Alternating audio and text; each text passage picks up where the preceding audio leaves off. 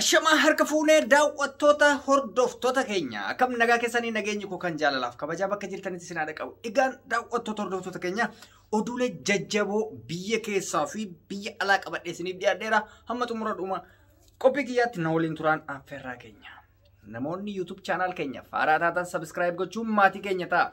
Egaan daawwattoota hordoftoota keenya oduun jajjabaan kuni ilmaan Oromoo kan qaaman beeynu kan biyya isaanii beeynu namoonni raayyaa ittisa biyyaa keessa jiran TPLF'n lubbuun namoota kumaatamaan lakkaayamanii akka dhumanni beeynaa san keessaa godina Arsii Lixaa Shaashamannetti lubbuun waraana raayyaa ittisa biyyaa ilmaan Shaashamannee yookaan ilmaan Arsii qofa kan ta'an lubbuun namoota 20 reeffi isaanii akka hoolatitti makiina irratti fe'amanii mana maatii isaaniitti geeffamanii jechuudha.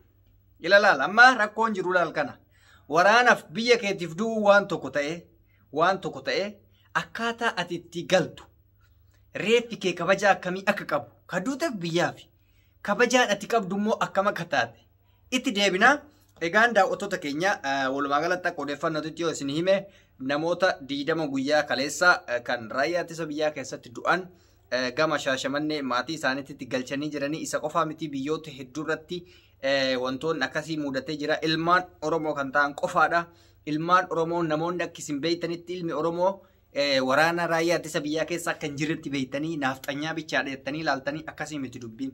Waraanni mootummaan diinatti ergaa jiru kun ilmaan Oromooti. Obboleessa keetii, obboleettii keetii, namoonni obboleessa achi keessaa qabdantu jira. Namoonni ilmi namaa kan biyya ofiitiin duune, kan Oromiyaa irratti hin duune gaafa amma dura Somaalee yookaan mootummaan Abdiillee Wayyaanee wajjin ilmaan Oromoo xaragaa ture nama daangaa eeguuf dhabame osoo ilmaan Oromoo waraana keessa jiran ilmi miiliyoona meeqaa baqatee kumni meeqaa galaafatame jechuudha. Gaafa kun hin eeggamne har'a garuu mootummaan diktaatarri kun ilmaan Oromoo TPLF Wayyaanetti ergee duguuggan lafaa fuusisaa jira jechuudha. Ilmaanuma Oromooti kan raayyaa ittisa biyyaa keessatti du'u kan amma isin waan baay'ee jettan jechuudha. Amma maalinni warroota waraana ta'aniif dhaamsi kiyya gabaabaan ilma Oromoo taate maqaa Oromoo qabatte masaaraa diinaa harkatti baadhattee lubbuu kee kan wareega gootu kana gaafa ilmi Oromoo rakkate eessa dhayte isumaayyuu miti amma dubbiin maal beeytanii ilmaan Oromoo kan xaragaa ture lakkaa mataadhuma keessan nama biraa miti inumaayyuu amma yoo wanni xiinxalee jiraate al nama du'e irra qoosuuf osoo hin taane inumaayyuu edaa ilmaan Oromoo hangana baay'atu osoo qabnu warri ummata keenya fixaa ture isaan ta'uutu natti mul'ataa jira. Mee maal qaba biyya keetii durumaa bakkuma akkanaa deemuumaas barbaachise. Lana garuu maa isaan komanna sila. Poolisiin Oromiyaa Maliyyuu Hayiliin kun nama afaan Oromoo dubbatu obboleessa keetii ilma keetii garuu kan isaan lolaanii jiran ilmuma akka Oromooti. Waan isin ajaa'ibu keessaa mee seenaa gabaabaa tokko seenaa dhugaa tokko dhiyoo kana dhageeffadhe isinii hima. Seenaa baay'ee garaa nama nyaatu. Obboleeyyan lamaan wal ajjeefte wayii waraana obboleeyyan lamaanuu. Tokko waraana raayyaa ittisa biyyaatii tokko waraana shaneeti. Seenaa dhugaa jechuudha. Obboleeyyan kun akkuma nama kamiituu dargaggeeyyii turanii tokko keessaa kan maatiidhaaf akka malee quufaa ture gara waraanatti deemee erga waraana deemee waggaa 6 ture. Kunillee mooto obboleessaa ka barataa ture barumsa keessaa bahee qabsootti makamee bosona seenee jechuudha. Akka tasaa ta'ee maatiin jara lamaan qofa qaba. Tokko waraana mootummaa seenee tokko mootu waraana abaawoo keessa seenee jechuudha. Akkuma beektan kana mootummaan waraana shanee kana lafarraa duguuguudhaaf gara bosonaatitti isaan ergaa yeroo bosonatti ergan guyyaa tokko lola hamaatu deemsifame lola sa'aatii 2 fi 3 ga'u waraanni kun wal haadee haga wal oofee kan du'e kan hafe dhuma irratti yeroo waraanni addagalee qabbanaa'u hundiyyuu reeffa guuruu eegale waraanni jechuudha. Waraanni raayyaa ittisa biyyaa kun guyyaa sana akka tasaa ta'een injifatee waraanni kun guuruu eegale gaafa reeffa guuruu eegalu gurbaan kun osuma reeffa guuruu reeffa obboleessa isaa arge. Hirrifate fuula isaa laalee obboleessa isaa ta'uu hin beekne obboleessa isaatu waraana keessa jiraatu hin beeku inni waggaa 6 arga maatii keessaa ba'e laalee amanuu dadhabeessa ta'uu rifatee achi booda booyatumaan kan nama biraas eetuma kiisii isaa seenee mattaawaqaa yookaan ID inni qabu baasee laale ID isaa gaafa laalu maqaan kan mucaa isaanitti maqaan ka abbaati akka kayyuutitti sa'a kanatti kan ajjeese mataa isaatti booyee waan godhu wallaalee wanti gootu tokko illee hin jiru ka. Booyee maaliif obboleessa ofii ajjeese? Inni Oromoo ta'ee dirqamni mootummaa waan itti kenneef deemetiniin obboleessa isaa irra dhukaasaa ture. Obboleessa achi keessa jiraachuu hin beeku. Obboleessi isaa jiraachuu beeku dhabus obboleeyyan isaa akka taate hin beeka warri onnoo kun warri walii waraanan kun rakkoo siyaasatiif malee.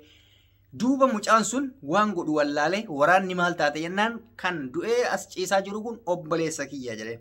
Homaa gochuu hin danda'u waraana waan ta'eef reeffa isaa fuudhee kan nama kaanitti walitti makee dirqama fudhatee awwaalee jechuudha. Waraanni gaafa biyya kee keessatti walitti dhukaastu obboleessuma kee galaafata obboleessuma kee mana keessa seenaa jechuudha. Akkasuma poolisii Oromiyaa taate agaazii Oromoo taate warri Oromoorra roobsaa turtan waanuma akkanaatu isinirra illee ga'e jechuudha. Obboleessa garaa keetiittis ta'uu baatu warra ajjeesaa jirtu warri tumaa jirtu kun obboleessuma keetii jechuudha. Muudannoo akkanaatu isa mudate. Sheenaasa mucaan sun amma hanga qiyaamatitti hanga duutti keessaan bahu. Obboleessa ofii rasaasan dha'ee ajjeese osoo hin beekin garuu inni akka isaatitti ilmuma Oromoo dhahaa jira hin beeka. Shuuridha maaliif diina jedhanii itti erganii malee namoonni ajjeefaman sun akka Oromoo ta'e hin beeka. Namni kun dogongoratti obboleessa ajjeese jennamoo osoo beeku obboleessa ajjeese jenna. An akka dhuunfaa kiyyaatti osoo beeku ajjeese jedha. Obboleessaa ta'uu beekuu baatuyyuu akka obboleeyyan isaa taate warri waraana keessa jiruun beeka obboleessa ofii beekamaan ajjeesetti fudhadha. So warri waraana keessa jirtan kun seenan isin gaafata. Ilmaan Oromoo guyyarraa sa'aatirraa daqiiqarraa akkatti xaragaa jirtan kun lafarraa duguugaa jirtan kun obboleessuma keetii maatii keetiif silaa biyya kee qofaaf dhaabbattee gaariidha. Rasaasa ilmaan keessanitti zoorsaa jirtan kana irra akka of qusattanii fi kuni barnoota isinii taa'ee kaase. So waraan nama biyya keessa deemaa jiru haala hamaa haala badaa kana haa ta'u iyyuu malee osoo bakka jirruu fi bakka hin jirre adda baafanne baay'ee namatti tola. Kanaaf ilmaan Oromoo namni 16 kaleessa Shaashamannee Waraana keessa du'e jedhanii makiinaa qixqixiidhaan baatanii achitti gad harcaasan. Osoo garuu hangaa mootummaa tokko du'e makiinaa gurraacharra kaa'anii hiriira ba'anii baandii maarshiin adda addaa rukutamee fi kabajaa maalii awwaalan. Gaafa waraanatti si ergan si kabajanii gaafa ati duute kabajaa kee namni abbaa kanaa si hin jedhu hin jiru. Garaagarummaan jiru isa kana laala. Argitanii gaafa si ergan si kadhata isin maalii biyyaatti akkas jedhanii horii sangaa si guursisan si ergan. Gaafa achitti duute ati gatii yaraan qabdu waan taateef makiinatti akka hoolatitti si fe'anii gara abbaa keetiitti si ergan. Argitee kabajaa waraanni qabu gaafa du'u.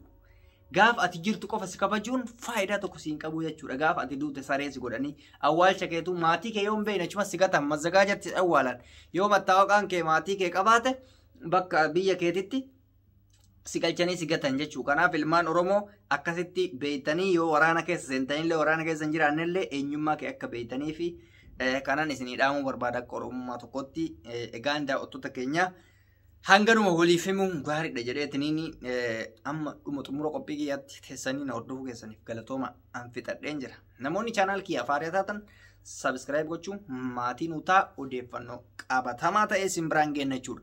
Wanti isin beekuu qabdan odeeffannoon qabatamaan nuti isin biraan geennu odeeffannoolee afaan Amaariffaatiin akkasumas afaan Ingiliffaatiin qondaaltonni mootummaa gurguddaa fi addunyaa isiniif maxxansan gama afaan Oromootitti hiikataniin kan isin biraan geennu ta'a. Nuti siyaasarraa bilisa dhaaba kanas hin deeggarru garuu dhugaa jiruun waliif gadi baana jechuudha. Fayyaa ta'a.